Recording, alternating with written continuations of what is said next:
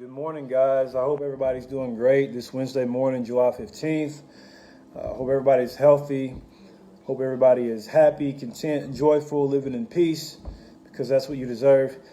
This morning, I just want to do another quick reading and share with you guys the word that I'm reading and a word that's been on my heart recently.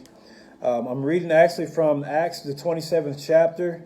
I'm starting at verse 13. I'm going to read through 26. And within this part of this passage, Paul, the Apostle Paul, which is someone who is a very respectable, God-fearing, faith-filled man, he is actually sailing with this man named Julius and a few other men on their way to Rome, okay? So they're going on this journey, okay? They're going from point A to point B. They're just trying to get from point A to point B, okay?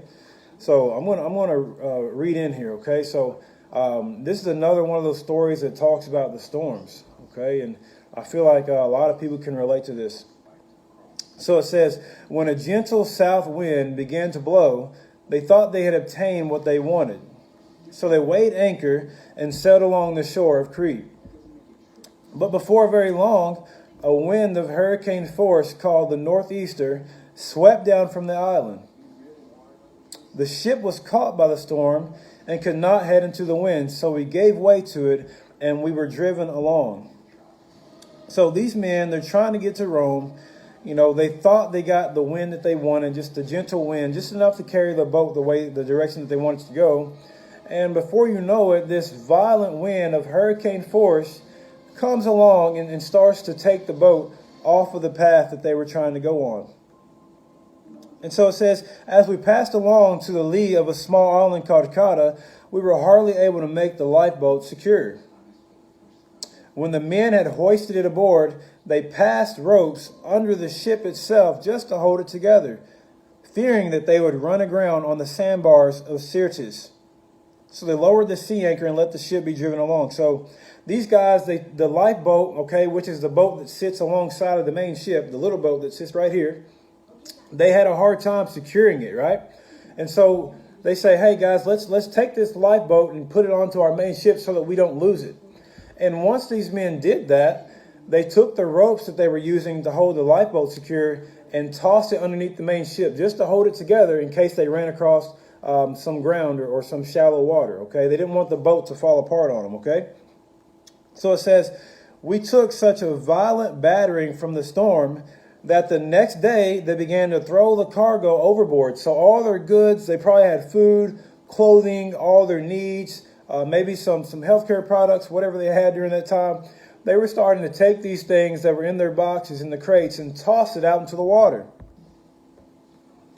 And then on the third day, they threw the ship's tackle overboard with their own hands. So tackle, and I would like to say that it was probably their fishing rods, their fishing bait, their hooks, all the things they needed to catch fish to feed themselves while they were on their journey, okay? And so it says they threw the tackle overboard, and then when neither sun nor stars appeared for many days, and the storm continued raging, we finally gave up all hope of being saved. And so just imagine, I want you to imagine being in the middle of the sea on a boat that you think is probably going to fall apart, and you haven't seen the sun and you haven't seen any stars for many days. It's just been darkness. You've been pitched and driven and you can't see your way. You don't know how things are going to go. And so they gave up all hope of being saved. At this point, they're like, bro, we're done for. This ship's going to sink. We're all going to be out in the water trying to swim to shore. Okay? And no one's coming to get us. After the men had gone a long time without food, Paul stood up before them and said, men, you should have taken my advice not to sail from Crete. Then you would have spared yourselves this damage. So these guys are starving. They don't have any way to catch any fish. They've thrown all their cargo overboard out into the water. So they're hungry. They're being beaten and driven by the storm in their boat. And then Paul, this amazing leader, he says, man, you should have listened to me. I told you guys we shouldn't have sailed this direction. And you guys wanted to go this direction. Now look at us. Right? So we could have spared ourselves this damage and loss, but you guys didn't want to listen to my advice. But now I urge you to keep up your courage, because not one of you will be lost. Only the ship will be destroyed. Last night, an angel of the God whose I am and whom I serve stood beside me and said, do not be afraid, Paul. You must stand trial before Caesar. And God has graciously given you the lives of all who sail with you. So keep up your courage, men, for I have faith in God that it will happen just as he told me. Nevertheless, we must run aground on some island. And the word I wanted to give to some of you folks today is, some of you, you're trying to make it from point A to point B, but you just feel like there's been obstacle after obstacle. You feel like you just can't catch the wind to drift you in the right direction. You feel like you're always going against the wind, and you feel like when you do catch wind, it's a hurricane force of a wind that's blowing you right off the path that you wanted to go on. For some of you, you feel like you've been beaten. You feel like you've been battered. You feel like you're being torn apart in every situation of life. You feel like, nothing's going your way. You feel like you just can't catch the right wind.